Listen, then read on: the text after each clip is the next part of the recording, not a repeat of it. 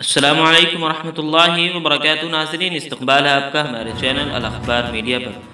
ناظرین، سڑکوں پر بھیک مانگنے والا دیوبند علاقے کا 11 سالہ شاہزیب نکلا کروڑ پتی۔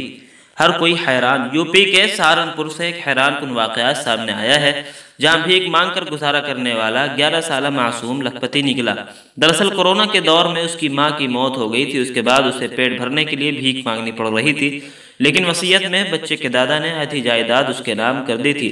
بچے کے اہل خانہ اسے ڈھونڈ رہے تھے اور بچے کے دادا کو یقین تھا کہ ان کا پوتا ایک دن ضرور مل جائے گا۔ رپورٹ کے مطابق سال 2019 میں دیوبند تحصیل علاقے کے تھانہ ناگل کے پانڈولی گاؤں کے رہنے والی عمرانہ ناراض ہو کر سسرال چلی گئی تھی۔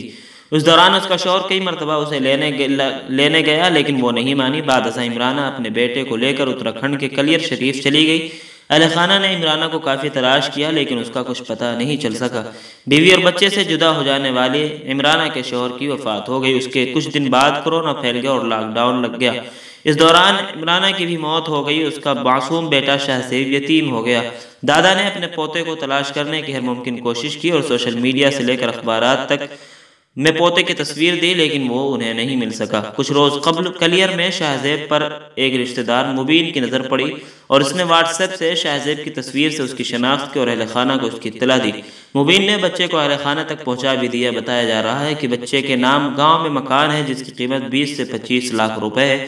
اس کے علاوہ 5 بیگھہ زمین بھی اس کے نام ہے۔ اس طرح شاہزیب تقریباً 50 لاکھ کی جائیداد کا مالک بن چکا ہے۔ وہیں پشتانی مکان میں اور جائیداد میں بھی اس کا حصہ ہے۔